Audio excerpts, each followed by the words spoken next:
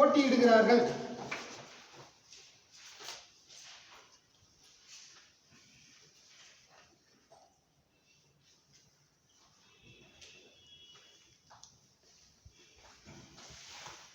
வெற்றி பெற்றவர் 65% வாக்குகள் பெற்றார்.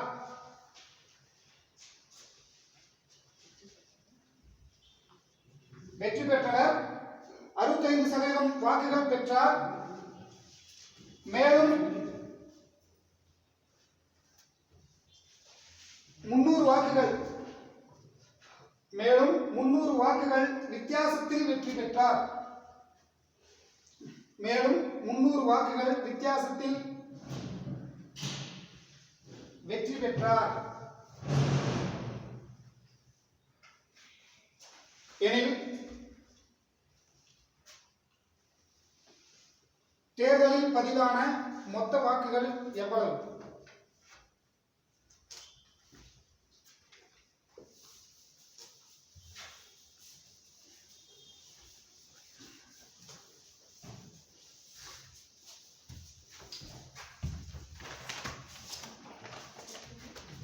தேர்தலில் பதிவான மொத்த வாக்குகள் எவ்வளவு?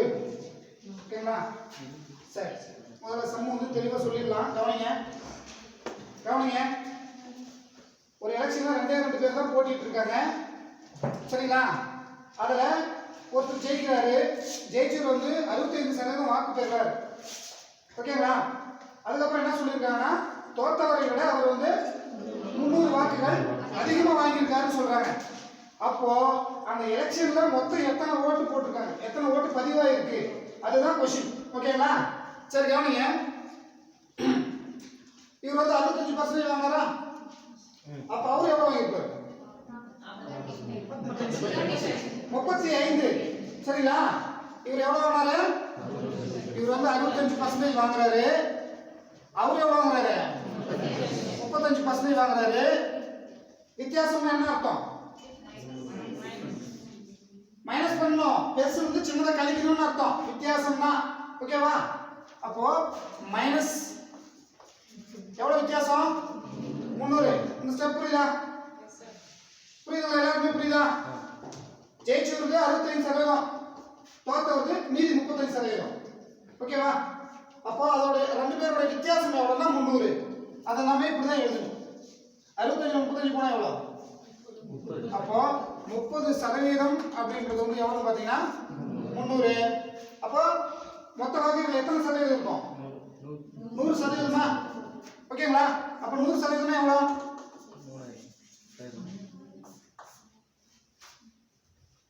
ஓகேவா? புரியுதா இல்லையா? மறுபடியும் சொல்லுமா? மறுபடியும் தெளிவா சொல்றேன். கவனிங்க. ஒரு எலெக்ஷன்ல 2 பேர் போட்டிடுறாங்க.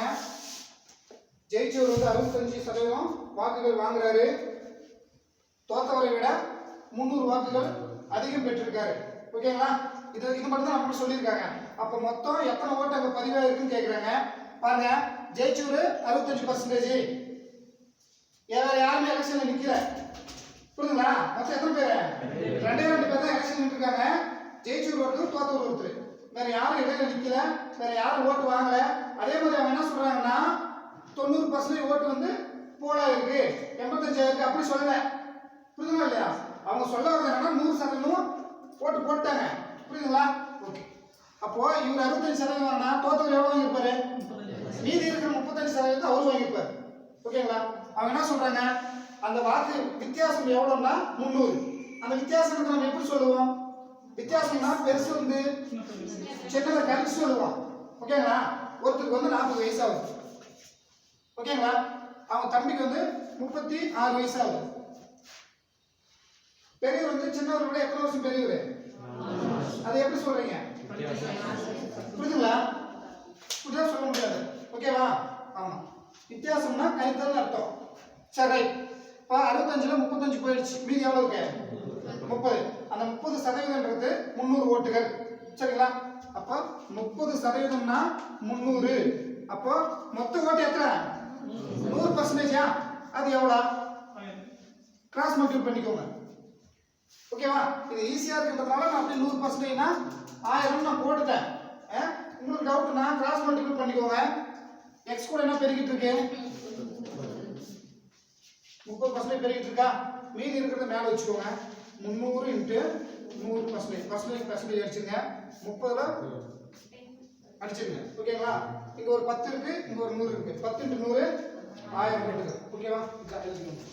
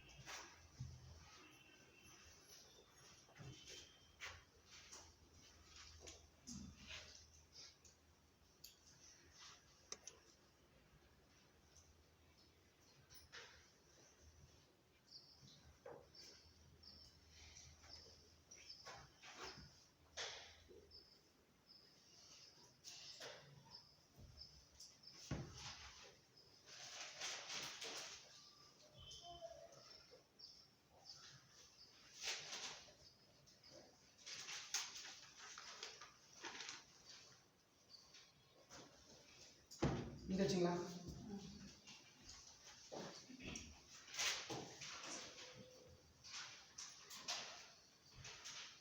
அடுத்தது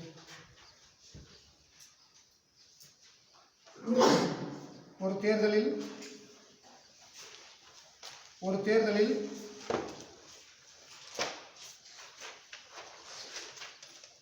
இரண்டு பேர் போட்டியிடும் ஒரு தேர்தலில்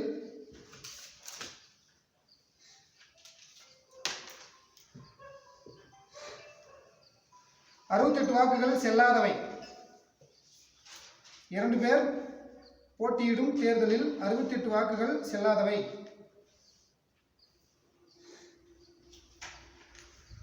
சரிங்களா?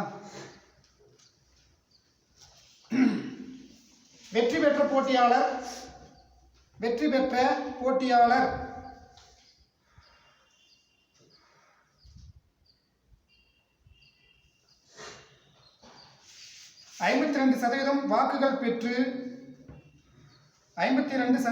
வாக்குகள் பெற்று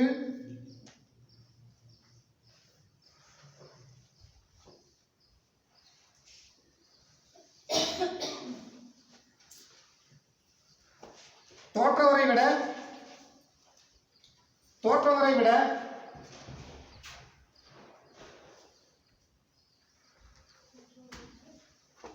98 வாக்குகள் அதிகம் பெற்றுள்ளார். தோற்றவரை விட 98 வாக்குகள் அதிகம் பெற்றுள்ளார்.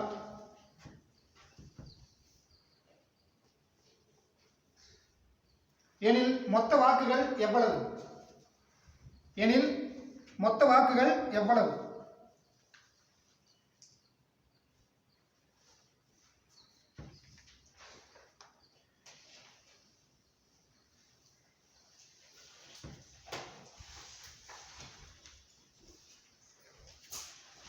இந்த மாதிரி தானே கிட்டத்தட்ட இந்த மாதிரி தான் இருக்கு.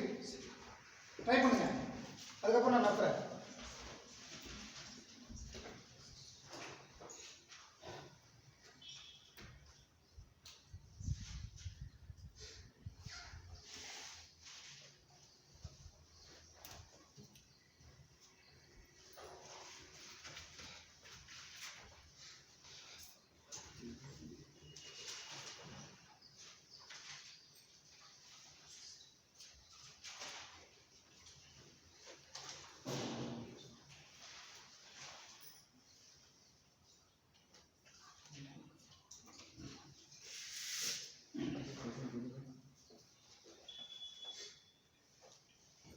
நடத்துமா முன்ன சொன்ன இதே மாடல் தானே? சரி அது பார்த்துக்கலாம். சரி கவனிங்க. என்ன சொன்னாங்க? ஆமாம், ஒரு எலெக்ஷனில் 2 பேர் போட்டிட்டு இருக்காங்க. ஓகே 68 வாக்கு செல்லல ரைட் ஓகே அப்புறம் வெற்றி பெற்ற போட்டியாளர் 52% வாக்குகளை பெற்றுள்ளார். இந்த ஸ்டெப் புரியுதா? இந்த ஸ்டெப் புரியுதா? புரியுது. இது புரியுதா? ஜெயிச்சவர் 52%. ஏன்னா ரெண்டே பேர் தான் போட்டுட்டு இருக்காங்க. தோத்தவர் வந்து 48%. ஓகேங்களா? அப்போ வித்தியாசம் எவ்வளவு பாத்தீங்கன்னா 98. ஓகேங்களா? ரைட். அப்போ மொத்த வாக்குகள் எவ்வளவுன்னு சொல்லி பார்க்கலாம். 52 48. புரியுதுங்களா? 52 48 போனா எவ்வளவு? 4%ன்றது 98. ஓகேங்களா? பாருங்க. அப்போ 4%ன்றது 98னா 100% எவ்வளவு? இப்படிதான் வரும். இப்படிதான் வரும். ரைட். பெருக்கலாமா? x = 4 100 98. இது அடிச்சுக்கோங்க. 2 4 8 மீதி 1 98 அது 4 அடிக்க முடியாது. 100 அடிச்சுக்கலாம். 25. சரிங்களா? இது 98 வேணாம் அடிக்காதீங்க. இதை அடிச்சுக்கலாம். சரி 98 98 × 25 49 490 2 4 கம்மி 196 0 5 14 சொல்றேங்க. என்ன இருக்கு? அப்போ 2450 வாக்குகள். புரியுதுங்களா? 2450 வாக்குகள். ஓகே.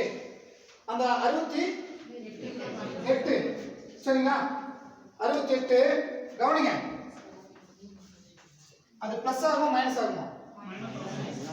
மைனஸ் ஆகுமா? அது செல்லாத ஓட்டா போயிடுச்சு. ஆனா இதுல கரெக்டா டிஃபரண்ட் காட்டியிருக்காங்களே. 52 - 48 டிஃபரண்ட் காட்டியிருக்காங்க. 68 வாக்குகள் செல்லல. சரி மைனஸ் தான். மைனஸ் தான். இது வந்து 100% வாக்கு இது. ஓகேங்களா? இது வந்து 100% வாக்கு. 68 செல்லல. அப்ப போட்டுக்கோங்க. எவ்வளவு வருது? 2 14 8 3 2 2382.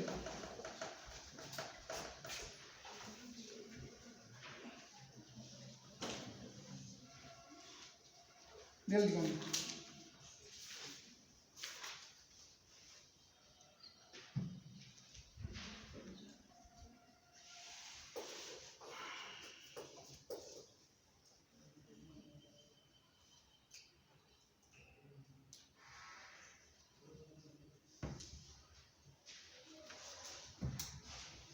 கடைசியில் ஆட் தான் பண்ணணும்.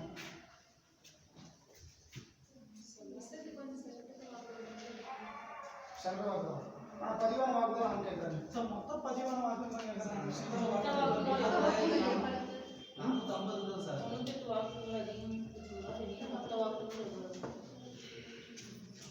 இது வந்து செல்ற வாக்கு. ஓகேங்களா? இந்த வாக்கு வந்து செல்லுது. இருங்க. இந்த வாக்கு வந்து செல்லுது. இந்த வாக்கு வந்து செல்லல. ஆனா எல்லாமே பதிவானது தானே. மொத்த வாக்குகள் எண்ணிக்கை ரெண்டுமே கூட்டிக்கணும் சார். 100% தான் 2450. ஆமா. அப்ப 100% வந்து ஒட்டுமொத்தமான சேர்ந்தது தானே. எல்லாரும் செல்ற ஓட்டு தான் 100%. செல்லாத ஓட்டு 68 விழுந்திருக்கு. 68 சேர்ந்து தான் சார் 100%. சொல்றேன். நான் இன்னும் தெளிவா சொல்றேன். ஒரு நிமிஷம் கொஞ்சம் வெயிட் பண்ணுங்க. ஓகேங்களா? சரி. ஒரு ஊர்ல வந்து 1068 பேர் இருக்காங்க. ஓகேவா? 1068 பேர் இருக்காங்க. அதுல வந்து 68 பேரோட வாக்கு செல்லல. மீதி 1000 பேர் இருக்காங்க. மீதி 1000 பேர் வந்து செல்ற ஓட்டு போட்டுருக்காங்க. ஓகேங்களா? அதுல இவர் எவ்வளவு 52% வாங்கியிருக்காரு செல்ற ஓட்டுல. இவருக்கு வந்து 520 ஓட்டு கிடைச்சிருக்கு. அவருக்கு வந்து எவ்வளவு 480 ஓட்டு கிடைச்சிருக்கு. ஓகேங்களா? புரியுதுங்களா? இது வந்து பதிவான இது செல்ற ஓட்டு வந்து 1000 இருந்தாலும் ஓட்டு செல்லாத ஓட்டு போட்டாலும் அவங்க ஊர்ல இருக்காங்க. ஓகேங்களா? ஆட் தான் பண்ணணும். 1068 தான் இது. சாரி, இந்த இடத்துல வந்து இந்த 68 ஆட் பண்றது தான் கரெக்ட். போட்டு தான் கரெக்டு. கூட்டிக்கோங்க, அது கூட்டி போட்டுக்கோங்க. ஆட் பண்ணுறது தான் கரெக்டு.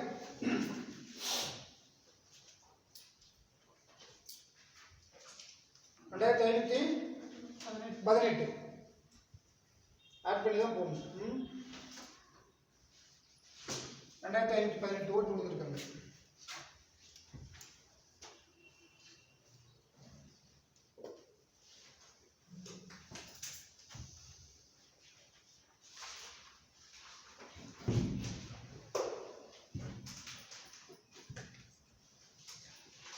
சரி, அடுத்து லாப நஷ்டத்தை பற்றி கொஞ்சம் பார்க்கலாம்.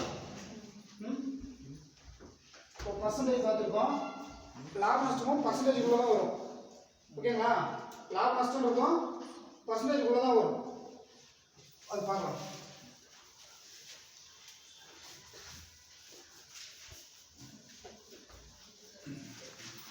சரி, ஃபஸ்ட்டு லாபம்னா என்ன, நஷ்டம்னா என்ன, ஓகேங்களா? அதெல்லாம் நம்ம பார்த்துக்கலாம். லாபம் லாபம் என்னங்க? லாபம் என்னது? நம்ம ஒரு பொருளை வாங்கணும். நாம் வந்து ஒரு பொருளை வாங்குறோம், அதை வந்து மற்றவங்களுக்கு விற்கிறோம். விற்கும்போது நாம போட்ட செலவை விட அதிகமாக வந்துச்சுன்னா அதுக்கு பேர் என்னது? லாபம். சரிங்களா? அதை விற்கும்போது நாம போட்ட செலவை விட கம்மியாக தான் நம்ம கை கிடைச்சுன்னா அதுக்கு பேர் நஷ்டம். ஓகேவா? ரைட். அப்போ லாபம் அப்படின்றது என்னன்னு பார்த்தீங்கன்னா விற்பனை விலை மைனஸ் அடக்க விலை. ஆமாவா? விற்பனை விலை மைனஸ் அடக்க விலை. புரியுதா இல்லையா? லாபம் என்ன? நான் ஒரு பொருளை வந்து 100 ரூபாய்க்கு வாங்கினேன், அந்த பொருளை 120 ரூபாய்க்கு விற்றுட்டேன். எவ்வளவு லாபம் இருக்கு? 20 ரூபாய் லாபம். ஓகேவா? அதாவது விற்பனை விலை 120, அடக்க விலை 100, லாபம் எவ்வளோ? 20. புரியுதானே? சரி, இதுல இருந்து நம்ம விற்பனை விலை எடுத்துக்கலாமா? விற்பனை விலைன்றது இந்த அடக்க விலை அந்த பக்கம் போகுமா? என்ன ஆகும்? பிளஸ் ஆயிடும். சரிங்களா? ஆமா, அடக்க விலை பிளஸ் லாபம். அதே நமக்கு அடக்க விலை வேணும். சரிங்களா? இந்த மைனஸ் இருக்கட்டும், இந்த பக்கம் வந்து மைனஸ் ஆகுமா? இந்த மைனஸ் கேன்சல் பண்ணா ஆப்போசிட் மாறிடுமா? புரியுதுங்களா? என்ன கிடைக்கும்?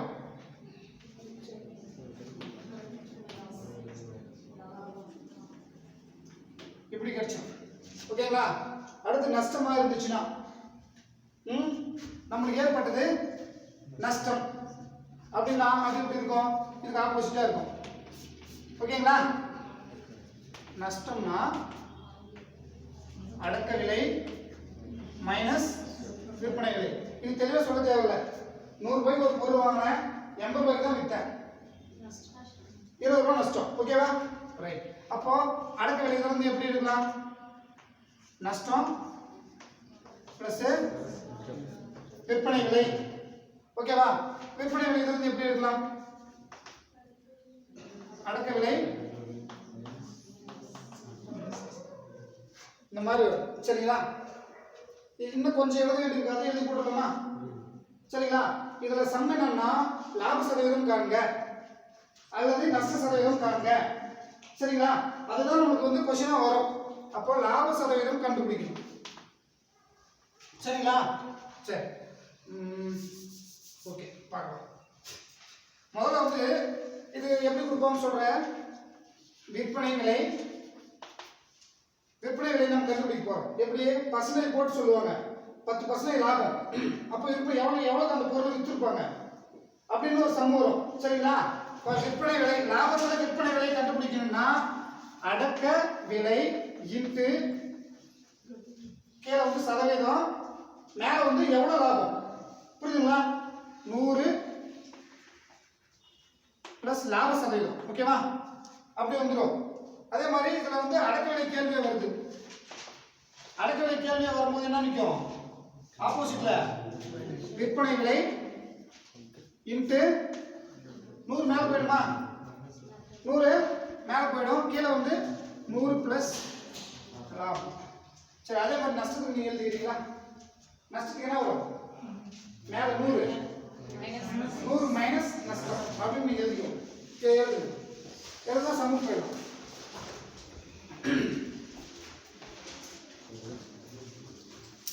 அது எழுதிக்கோங்க.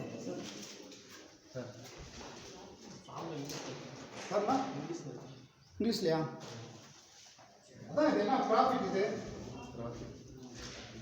இதோட பேர் வந்து ப்ராஃபிட். விற்பனை விலைன்றது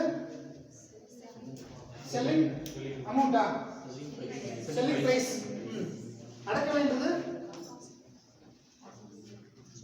அடக்க விலை என்னன்னு சொல்லலாம்? நம்ம தமிழ் மீடியம் தான்.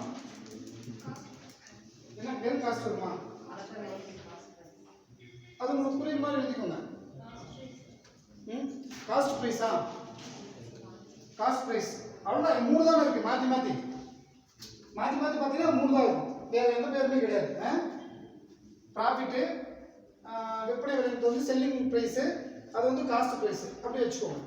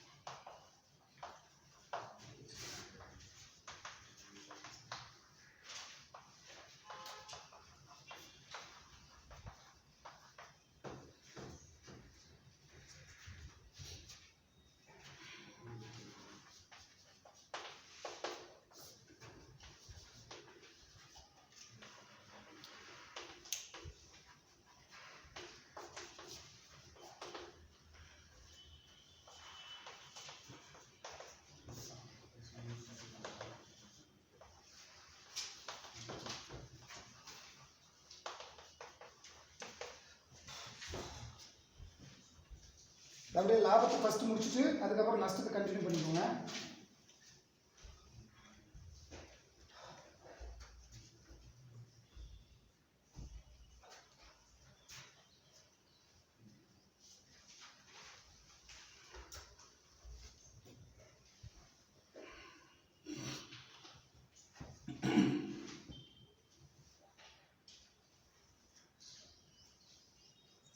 நீங்கள் ப்ரிப்பேர் பண்ணிக்கோங்க. நான் டெஸ்ட்டுக்கு நான் சம்மு கொடுத்துட்றேன். கிளாஸில் டெஸ்ட் வச்சுட்டு வாங்க.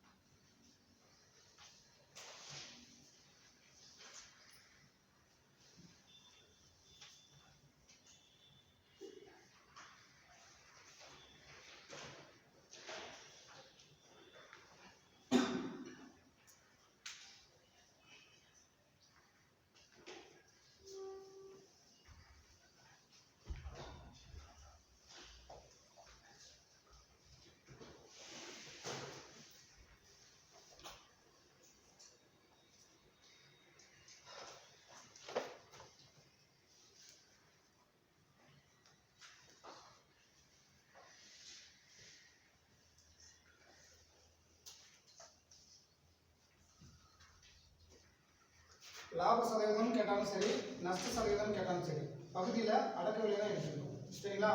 அடக்க விலையை அடிப்படையாக வச்சு தான் நம்ம வந்து லாப சதவீதமா அல்லது நஷ்ட சதவீதமானு கண்டுபிடிக்க முடியும். இப்போ இதில் வித்தியாசம்னா எப்படி இருக்குன்னு பார்த்தீங்கன்னா, லாபத்தில் வித்தியாசம் எப்படி இருக்குன்னாங்க, விற்பனை விலை மைனஸ் அடக்க விலை. ஓகேங்களா? அதே நஷ்ட சதவீதத்தில் வித்தியாசம் எப்படி இருக்கும்? ஆப்போசிட்டாக இருக்கும். அடக்க விலை மைனஸ் விற்பனை விலை. சரி, நம்ம சம் பண்ணோம்னா தெரியும். சொல்லமா? கொஸ்டின் சொல்லலாம். ஒருவர் ஒரு வண்ண தொலைக்காட்சி பெட்டியை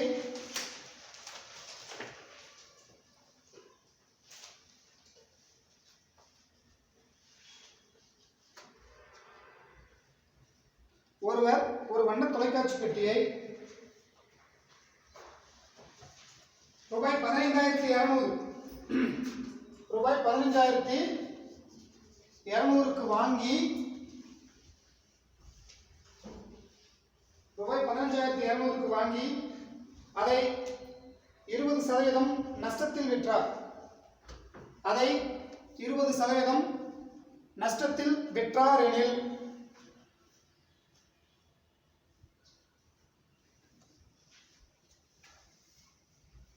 தொலைக்காட்சி பெட்டியின் விற்பனை விலையை காண்க. தொலைக்காட்சி பெட்டியின் விற்பனை விலையை காண்க.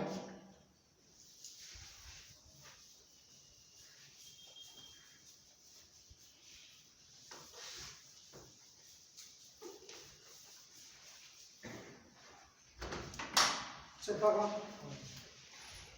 இப்போ கொஸ்டின் என்னதுங்க?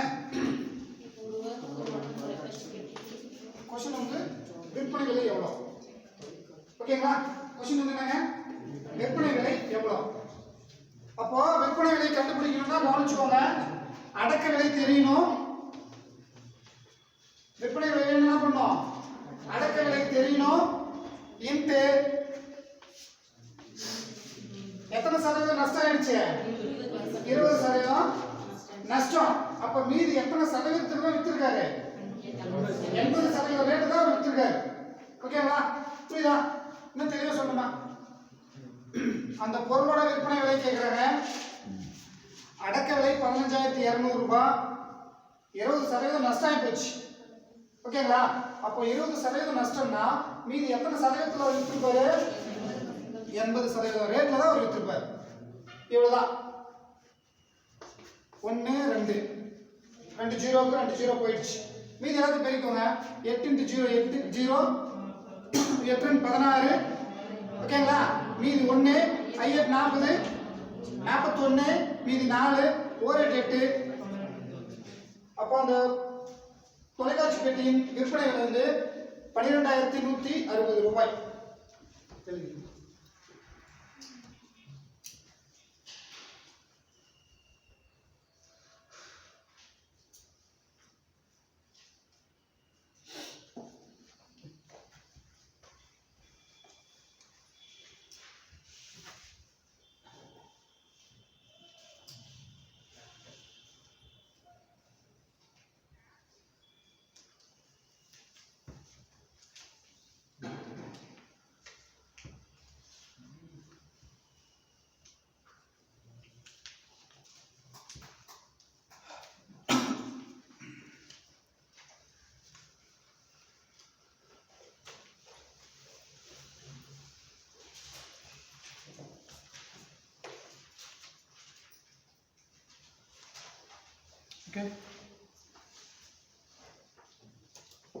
ஓகேங்களா? சரி, அடுத்தது எழுதிக்கோங்க.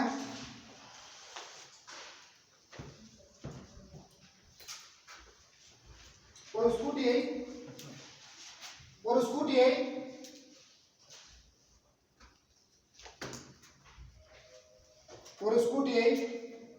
13,600க்கு விற்பனை செய்யும் பொழுது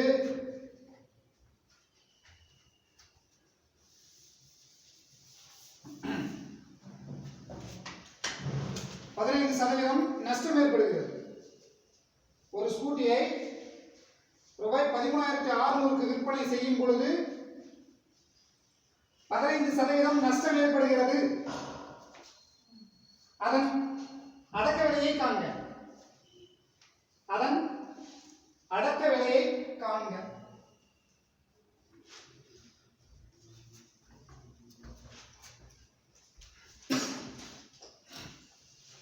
கவனி.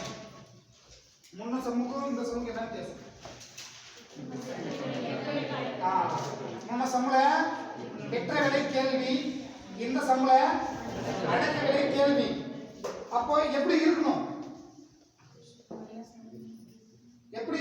ரெண்டுமே நஷ்டம் தான். முன்னையும் நஷ்டம் தான், இப்பவும் நஷ்டம் தான். முன்ன மாடலுக்கு இந்த மாடல் தலைகீழ் மாடல் தானே. முன்ன வந்து இப்படி முன்னாடி போனோம், இப்போ என்ன வருது? ரிவர்ஸ்ல பின்னாடி வரும். ஓகேவா? கண்டுபிடிக்கிறது வந்து அடக்க விலை, விற்ற விலை. கரெக்டா? இந்த ஸ்டெப் புரியுதா? புரியலையா? புரியுதா? நான் சொல்றது பாருங்க. வெற்ற விலை கொஸ்டினா வந்துச்சுன்னா 100 கீழே இருக்கணும். அடக்க விலை கொஸ்டினா வந்துச்சுன்னா 100 மேலே போயிடணும். அவ்வளவுதான், வேற ஒண்ணுமே இல்லை. நஷ்டம்னா கழிச்சிரு, லாபம்னா கூட்டிரு. ஓகேவா? புரியுதா? ஓகே, அவ்வளவுதான். இப்ப அடிச்சுக்கோங்க எல்லாத்தையும். 5ஆவது அடிக்கலாம். அப்ப 17ஆம் வாய்ப்பாடு சொல்லணும். 5 17 எவ்வளோ? 170. அதில் 2 17 எடுத்துடலாம். 34 போயிடுதுன்னு வச்சுக்கோங்க. 170 34 போனால் எவ்வளோ? 130. கரெக்டா இருக்கா? இருக்கா இல்லைங்களா? அப்ப எத்தனை 17? 8 17. நாம் சொன்னது 10 17 170. நம்மளுக்கு 2 17 வேணாம், 34 வேண்டாம். மீதி எத்தனை 17 வேணும்? 8. புரியுதுங்களா? ஓகேவா? சரி, 2 0 1 0. மொத்தம் எத்தனை 0? மொத்தம் 3 0. 8 2 எவ்வளோ? 16. ஓகேவா? 16,000 ரூபாய் அதோடைய அடக்க விலை. யாராவது புரியலாம் கேளுங்க. ஓகே, நம்ம ஒரு ஃபார்முலா போட தெரியுங்களா? நஷ்டத்துல போய் பார்த்தீங்கன்னா தெரியும் அந்த ஃபார்முலா. என்னன்னாக்கல விற்பனை விலை ஈக்குவல் அடக்க விலை இன்ட்டு மேலே வந்து 100 மைனஸ் நஷ்டம் கீழே 100. அது அடக்க விலைக்கு வரும்போது அடக்க விலை ஈக்குவல் விற்பனை விலை இன்ட்டு மேலே 100 கீழே 100 மைனஸ் நஷ்டம். அந்த மெத்தட்ல தான் எடுத்துருக்கோம். அடக்க விலை விற்பனை விலை, ஓகேவா, இன்ட்டு 100 மேலே வந்துடும். அந்த நஷ்டம் 100 வந்து நஷ்டம், அது வந்து கீழே வந்துடும். இப்போ நம்ம அடுத்து கேன்சல் பண்றோம். ஓகேங்களா? அப்போ 100 85. இதுக்கு அடிச்சோம்னா ரொம்ப வேலை, அதனால 100க்கு 85 அடிச்சாச்சு. 5ஆம் வாய்ப்பாடு சொல்லலாம். ஓகேங்களா? கடைசியில் 0ல முடியிருக்கும், கடைசியில் 5ல முடியிருக்கும். கண்டிப்பா 5ஆல வகுபட்டி ஆகும். ஓகேங்களா? கடைசியில் வந்து 0ல முடியிருக்கும், கடைசியில் 5ல முடியிருக்கும். 5ஆல வகுபட்டு தான் ஆகும், வேற வழியே கிடையாது. அப்போ நம்ம தைரியமா ரெண்டையும் 5ஆல அடிக்கலாம். 100 5ஆல அடிச்சா என்ன கிடைக்கும்? 20. சரிங்களா? 25 100. 85 5ஆல அடிக்கிறேன். 8ல ஒரு 5 இருக்கா? 1. மீதி எவ்வளவு இருக்கு? 3. 35ல 7 5 35. அப்ப இங்க 17 வந்துச்சு. ஓகே, அப்ப நீங்க 17ஆம் வாய்ப்பாடு சொல்லுங்க. ஏன்னா 17 வந்து பகா எண். 17 வேற எந்த நம்பராலையும் அடிக்க முடியாது. 17 அடிச்சா 17ஆல் மட்டும் தான் அடிக்கணும். 17 வேற எந்த நம்பராலையும் அடிக்க முடியாதுங்க. ஓகேங்களா? அதனால நான் 17ஆம் வாய்ப்பாடே சொல்லி ஆகணும். உங்களுக்கு புரியணுன்றதுக்காக என்ன சொன்னேன்? 10 17 எவ்வளோ? அது எல்லாருக்குமே தெரியும். ஆமா தானே? 10 17 எவ்வளோங்க? 170. 2 17 நமக்கு தெரியுமில்ல. 2 17 எவ்வளோ? 34. 170ல 34 போனா எவ்வளோ? 136. அந்த 136 இங்க இருக்கு. ஓகேவா? அப்ப இங்க 17 இருக்கு, இங்க 136 இருக்கு.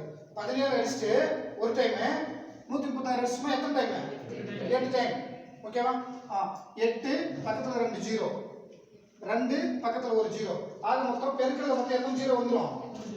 3 0 வந்துரும். இங்க 2 0, இங்க ஒரு 0. மொத்தம் பெருக்கல்ல பார்த்தா 3 0 வந்துரும். 8 2 பெருக்கினா 16. 16,000.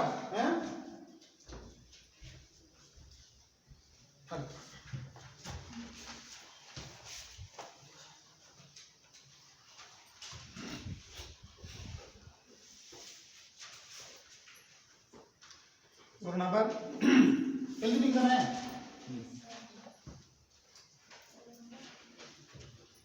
ஒரு நபர் ஒரு பழைய மிதிவண்டியை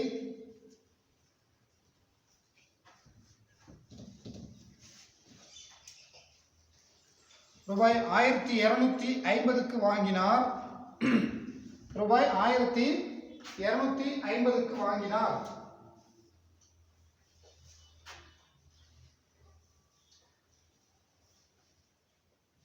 ஓகேங்களா? அதனை சீர்படுத்த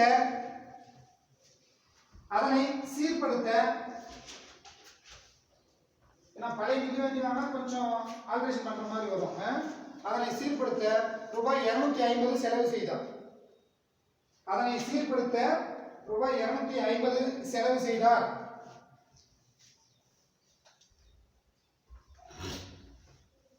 அதனை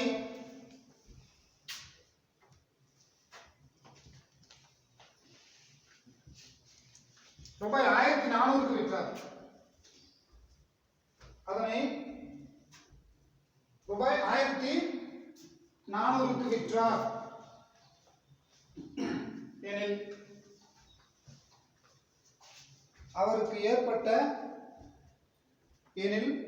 அவருக்கு ஏற்பட்ட லாப அல்லது நஷ்ட சதவீதம் காண்க.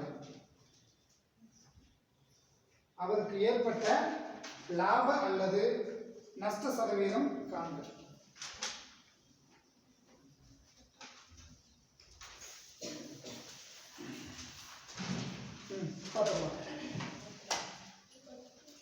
நஷ்டமா லாபமா? லாபமா? கையிலிருந்து வந்து அவர் 1500 ரூபாய் செலவு பண்ணியிருக்காரு. ஆனா 1400 தான் வித்துருக்காரு. 100 ரூபாய் நஷ்டம். ஓகேங்களா?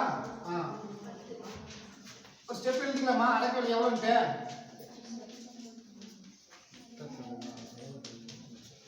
ஆமா தானே? அடக்கவில்லை எவ்வளோ? சைக்கிள் வாங்க ஒரு 1250, அது செலவு பண்ணிட்டு ஒரு 250, மொத்தம் 1500 ரூபாய். விற்பனை விலை எவ்வளோ? 1400 ரூபாய். இது லாபமா நஷ்டமா? நஷ்டம். எவ்வளவு நஷ்டம்? ஆமாவா? இப்போ நம்ம நஷ்ட சதவீதம் கண்டுபிடிக்கணுமா? நஷ்ட சதவீதம் கண்டுபிடிக்கணும். லாப சதவீதமா இருக்கட்டும், நஷ்ட சதவீதமா இருக்கட்டும், பகுதியில் நான் எதை எடுத்து சொன்னேன்? அடக்க விலை தான் பகுதியில் எடுத்துக்கணும். அது லாப சதவீதமா இருக்கட்டும், நஷ்ட சதவீதமா இருக்கட்டும், பகுதியில் வந்து அடக்க விலையை எடுத்துக்கணும். 1500 ரூபாய். அடக்க விலை எவ்வளோ? 1500 ரூபாய். எவ்வளவு நஷ்டம் இருக்கு? இது நம்ம நஷ்ட சதவீதத்தில் நம்ம எழுதி கொடுத்துருப்போம். இருக்குதானே? அடிச்சுக்கோங்க. எதெல்லாம் அடி கொடுத்தா பாருங்க. 100க்கு 100 அடிச்சுட்டுமா? 15 100. ஓகேவா? பார்க்கலாம். அவ்வளோதான் வரும். கரெக்ட் தான். 15,000 சொன்னோம்னா ஒரு 15 15 எவ்வளோ? 6 15 90. ஆமாவா? 6 15 90. மீதி 10 போதும். இது அடிச்சிங்கன்னா அதாவது 6 2/3, 6 2/3% அவருக்கு வந்து நஷ்டம் ஏற்படுது.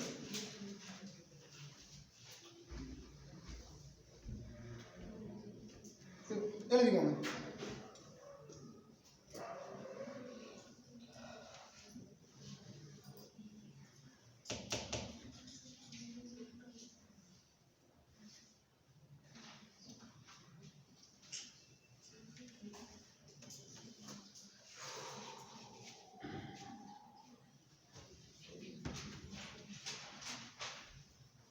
அவ்வளோதான். என்ன ஆகணும்? அவ்வளோதான் இருக்கு. கொஞ்சம் ஸ்பீக்கர் இருக்குங்களா? ஒரு 2-3 சம் எக்ஸ்ட்ரா போடுவோம். எவ்வளோ இருந்துச்சு கிளாஸ்? 5 மணியா? ஒரு நாமளாக 10 மணிக்கு இருக்கா? உங்களுக்கு ஒன்றும் பிரச்சனை தானே? சேர்த்து எடுத்துட்டு எடுத்துருக்கோம். ஒன்றும் பிரச்சனை.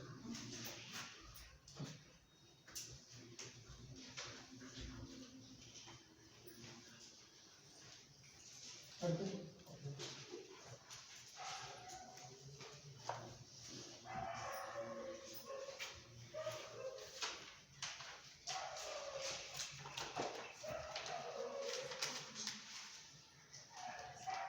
சரிங்க, எழுதிக்கோங்க.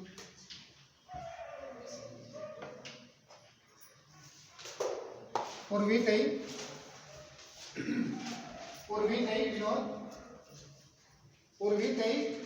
வினோத் ரூபாய் 27,50,000 அதாவது 27 போட்டு 5 போட்டு 4 0. ஓகேங்களா? 27,50,000 வாங்கினார். ஒரு வீட்டை வினோத் 27,50,000 வாங்கினார்.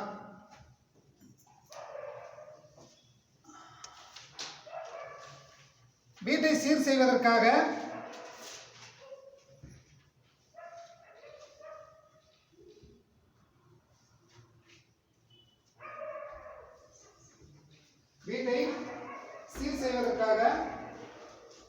ரூபாய் 2,50,000 வீட்டை சீர் செய்வதற்காக ரூபாய் 2,50,000 செலவு செய்தார்.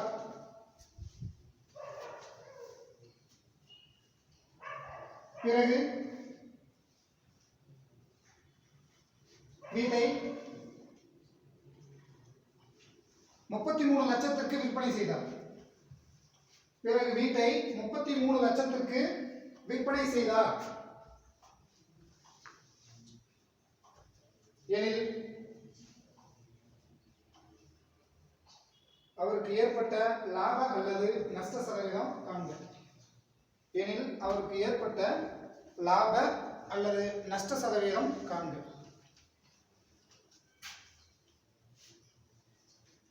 இது நீங்க தான் போடணும். இந்த சம்ம நீங்க தான் போடுறீங்க.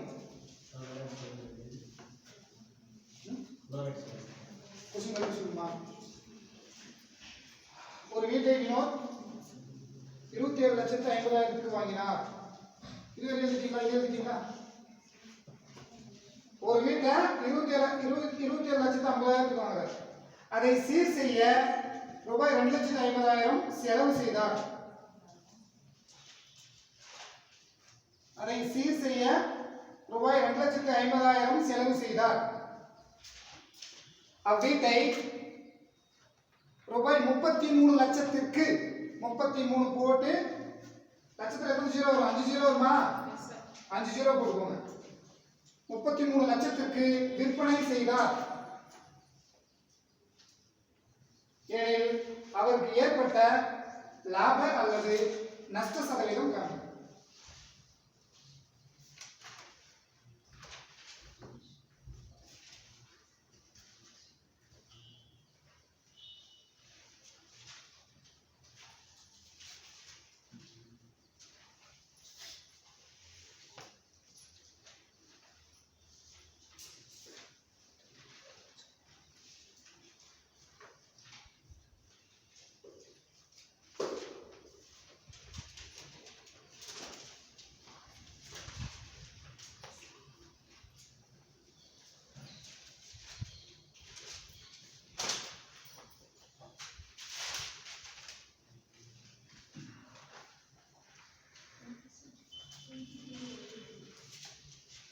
எவ்வளோ? 83. என்னது? 10% 30,000 செலவு பண்ணா 33,000 விற்கிறாரு. 10% லாபம். 30,000 3,000 10%ங்க. 10% தானே? 10% லாபம். 10% லாபம், அவ்வளவுதான்.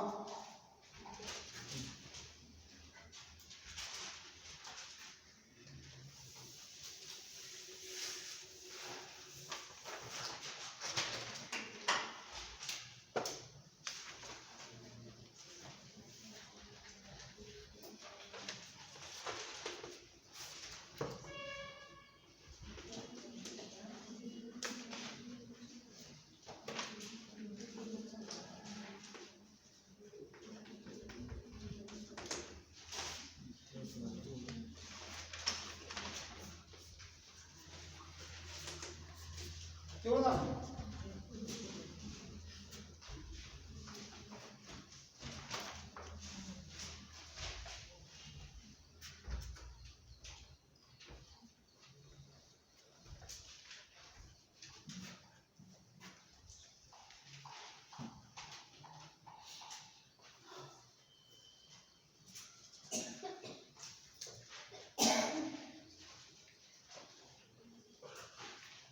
புரியுதா?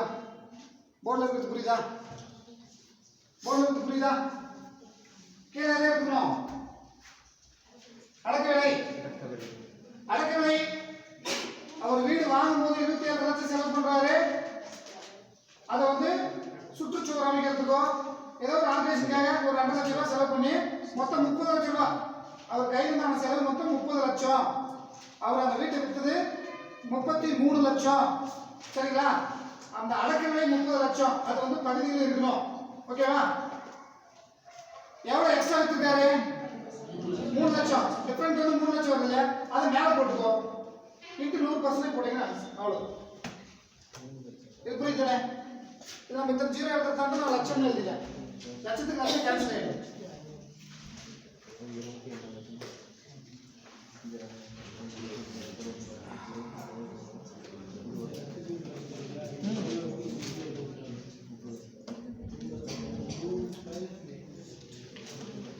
பேசாதீங்க.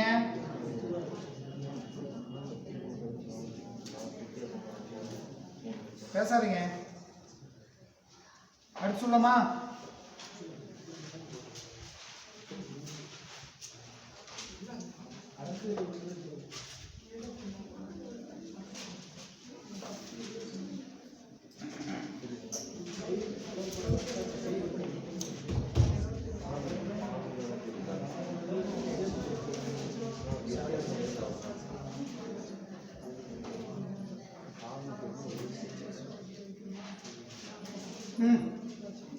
சரி, அடுத்து எழுதுங்க.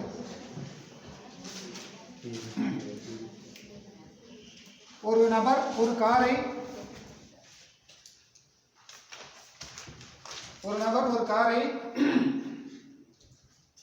ரூபாய் 1,40,000 விற்பனை செய்வதன் மூலம் 1,40,000. ஒரு நபர் ஒரு காரை ரூபாய் 1,40,000 விற்பனை செய்வதன் மூலம் 20% நட்டமடைகிறார். 20% நட்டமடைகிறார்.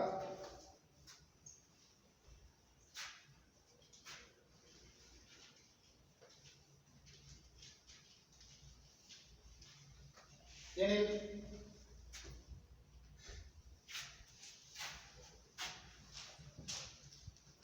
அதன் அடக்க விலை என்ன? அதன் அடக்க விலை என்ன?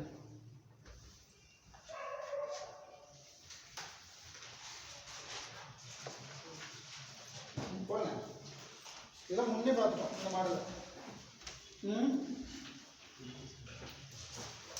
அடக்க விலை என்ன, விற்பனை விலை என்ன முன்னே பார்த்தோம் இல்லையா? போடுங்க. அதான் மைண்ட் வச்சுக்கோங்க. விற்பனை விலை கொஸ்டினா வந்தா 100 கீழே இருக்கும். அடக்க விலை கொஸ்டினா வந்தா 100 மேலே இருக்கும். அவ்வளோதான், வேற ஒன்றும் இல்லை.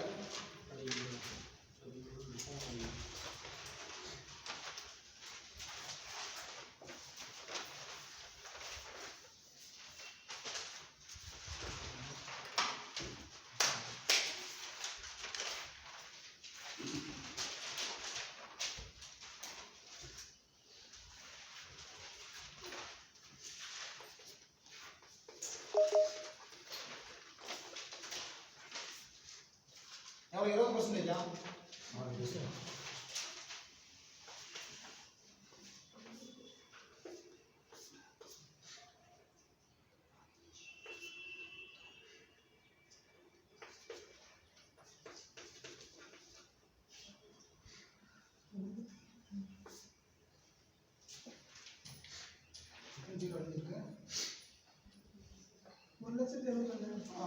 ஒரு 8 8 14 போயிடுச்சு. மீதி 6 60ல் 7 8 56 மீதி 4 40. இது ஒரு 0, இது ஒரு 0, ஒரு 0. அதோடைய அடக்க விலை வந்து 1,75,000. அதோட அடக்க விலை 1,75,000.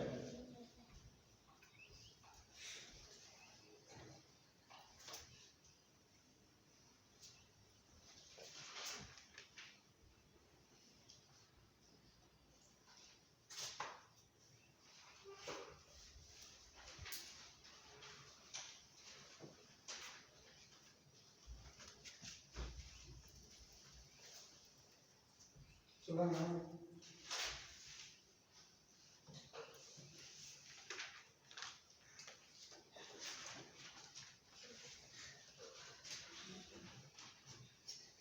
கேன்சல் பண்ணத்தான், வேற ஒன்றும் இல்லை. இது போய் ஃபர்ஸ்ட் ஸ்டெப் புரியுதா? இந்த மேல ஸ்டெப் புரியுது தானே? ஏன்னா கொஸ்டின் வந்து அடக்கவில்லை. கொஸ்டின் என்னங்க? கொஸ்டின் வந்து அடக்கவில்லைன்றதுனால 100 நம்ம மேலே எடுத்து போயிட்டோம். அந்த நஷ்டம் எவ்வளோ நஷ்டம்? 20% நஷ்டம் இருக்கிறதுனால 20 கழிச்சு 80 கீழே எடுத்து வச்சுக்கிட்டோம். ஓகேங்களா? இப்போ வந்து நம்ம என்ன பண்ணுறோம்? கேன்சல் பண்ணுறது தான். பாருங்க, இந்த 0 இந்த 0 இந்த 8 போயிட்டு 8ஆம் வாய்ப்பாடு சொன்னோம்னா இது வரையும் கேன்சல் ஆகுது. இங்கே ஒரு 0 மட்டும் நிற்கிது. அதை போயிட்டு பக்கத்தில் வச்சுக்கிட்டோம்னா சரிங்களா? ரைட். 175 3 0 அந்த மாதிரி இருக்கு. சரி, அடுத்து எழுதிக்கோங்க. இரு கை கடிகாரங்கள் ஒவ்வொன்றையும்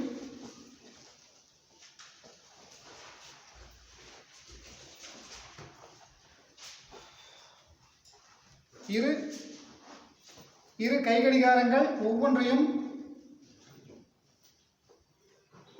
ரூபாய் 594க்கு ஒருவர் விற்றார். ரூபாய் 594க்கு ஒருவர் விற்றார்.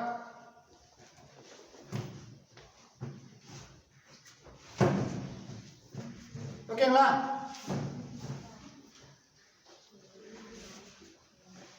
₹594. சரிங்களா? இரு கை கடிகாரங்கள் ஒவ்வொன்றையும் ஒருவர் ரூபாய் 594க்கு விற்றார். அவ்வாறு விற்றதில்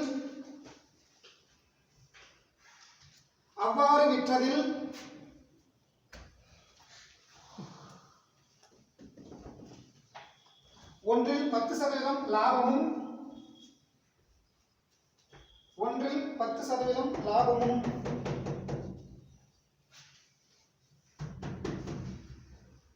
மற்றொன்றில் 10% நஷ்டமும்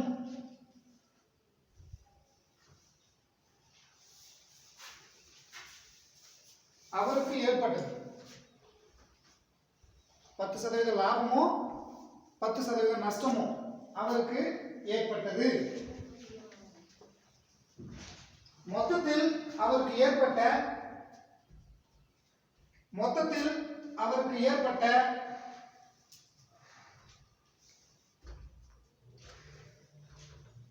லாப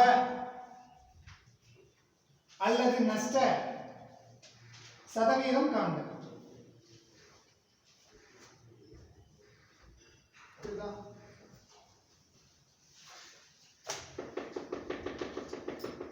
சரி, கொஸ்டின் மறுபடியும் ஒரு டைம் புரியுற மாதிரி சொல்லிடுறேன். ஒருத்தர்கிட்ட வந்து 2 கடிகாரம் இருக்கு. ஓகேங்களா? 2 கடிகாரத்துமே வித்துட்டாரு. ஓகேவா? எவ்வளவு விற்கிறாருன்னா, இந்த கடிகாரத்தை 594 ரூபாய்க்கு விற்கிறாரு. இந்த கடிகாரத்தையும் 594 ரூபாய்க்கு விற்கிறாரு. ஆனா இந்த கடிகாரத்தை விற்கும்போது அவருக்கு வந்து அதில் வந்து 10% லாபம் கிடைச்சிச்சு.